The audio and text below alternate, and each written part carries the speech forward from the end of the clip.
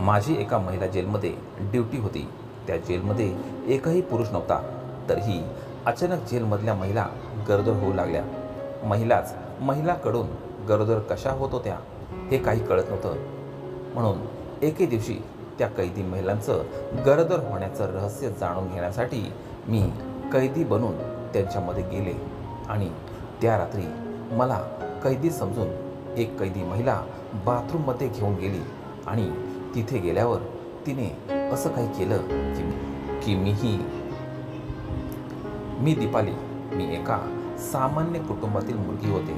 मला लहानपणापासूनच संरक्षण क्षेत्रात काम करायचं होतं. आम्ही 2 भावंड होतो. मी घरातील मोठी मुलगी होते. मी माझं ग्रॅज्युएशन पूर्ण केलं आणि त्यानंतर पोलीस भरतीच्या तयारीला लागले. 2 वेळा काही क्षुल्लक मार्कासाठी मी पोलिसात भरती होता राहिले. पण मी अजूनही हार मानली नव्हती. मी पुन्हा 3ऱ्यांदा भरतीसाठी उतरायचं ठरवलं. पण यावेळी माझ्या आयुष्यात काही वेगळंच लिहिलं होतं. माझ्या बाबांनी माझ्यासाठी स्थळ बघितलं होतं.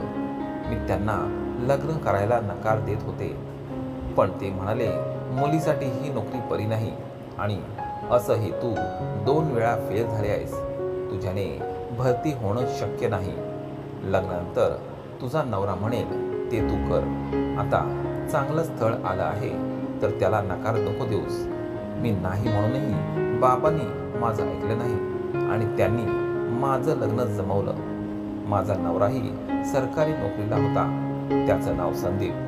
लग्नानंतर संदीप मला म्हणाला की तुला ही नोकरी करायची इच्छा असेल तर तू करू शकतेस.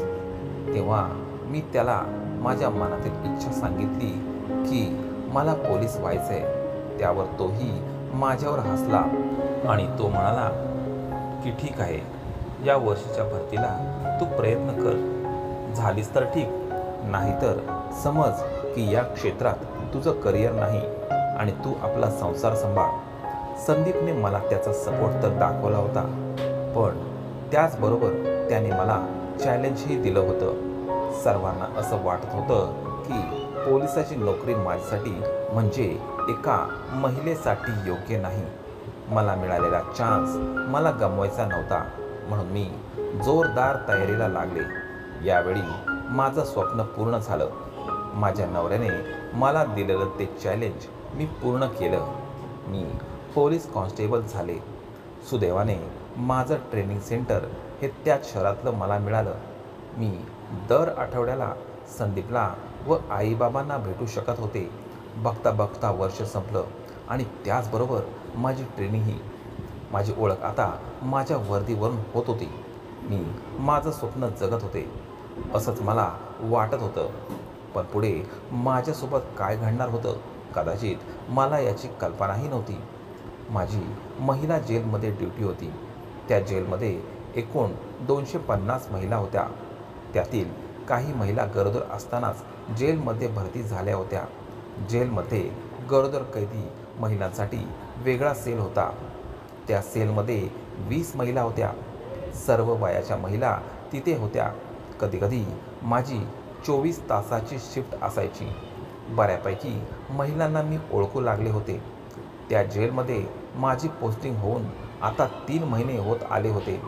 सर्व कैदी महिलाची रोज मोजणी प्रक्रिया व्हायची आणि ते सर्व माझ्या देखरेखीखाली होत असे. तिथे स्वयंपाक करण्यापासून ते बाकी सगळी कामं तिथल्या कैदी महिलाकडूनच केले जायचे. अनेक वेळा त्या महिलांमध्ये हातापायही होत असायची. तिथल्या जेलमध्येही महिलांचे ग्रुप होते. त्यांच्यात ही त्यांची एखादी लीडर महिला असायची. अनेक वेळा आम्ही त्या महिलाकडे दुर्लक्ष करायचो. माझं लग्न होऊन आता 1.5 वर्ष झालं होतं. घरातील सर्व आता नातींची अपेक्षा धरून बसले होते. घर सांभाळून मला नोकरीही बघायची होती. अजून आम्ही वर्षभर थांबायचं ठरवलं. एके दिवशी मी गरोदर कैदी महिलाच्या सेलची तपासणी करत होते. तेव्हा मला त्या महिलांमध्ये एका महिलेची संख्या जास्त वाटली. मला वाटलं माझ्याने मोजणीमध्ये चूक झाली असावी. म्हणून मग मी त्याकडे दुर्लक्ष केलं. जेलर मॅडम रोज रात्री एक राऊंड मारून जात असायच्या आतील सर्व व्यवस्था माझ्या हातात होती. पुन्हा 2 आठवड्यानंतर गरोदर महिलांच्या सेलमधील संख्या हलली. तिथे 2 महिलांची भरती दिसून येत होती. पण गेल्या 15 दिवसांपासून एकही महिला कैदीची जेलमध्ये भरती झाली नव्हती आणि त्यातल्या त्यात गरोदर महिला तर मुळीच नाही. मग अचानकच आणखीन 2 गरोदर महिला त्या सेलमध्ये कशा आल्या याचा मला शोध लावणं गरजेचं होतं. मी मस्टर चेक केलं तर त्यात 20 गरोदर महिलांची नावे होती आणि प्रत्येक सेलमधील कैदीवर मी बारीक लक्ष द्यायला सुरुवात केली. एके दिवशी रात्री त्या सेल बाहेरून फिरताना अचानक माझी नजर एका महिलेवर गेली. ती शरीराने बारीक होती, पण तिचं पोट मला पुढे आलेलं दिसत होतं. मी तिला जवळ जाऊन पाहिलं तर ती महिला मला गरोदर दिसली. मी तिला काहीही न बोलता तेथून निघून गेले. पुढच्या काही दिवसात पुन्हा मला त्याच सेलमधील एक महिला वारंवार बाथरूममध्ये जाताना दिसली. मी तेच फक्त रात्र होण्याची वाट पाहत होते. पूर्ण वेळ मी माझ्या चेहऱ्यावर पदर ओढून होते. रात्र होताच रोजच्या सारखे सर्व सेलमधील लाईट बंद झाले आणि थोड्याच वेळात मी ज्या सेलमध्ये होते तिथे एक कंदील सुरू झाला आणि काही बायका त्या सेलमधील बाथरूममध्ये जाऊ लागल्या. एक महिला त्या बाथरूममध्ये गेली तशीच मीही तिच्या मागे गेले. आत फार घाण वास येत होता. आतमध्ये एक महिला होती. तिथे त्या बायकांनी अंथरूण अंथरलं होतं.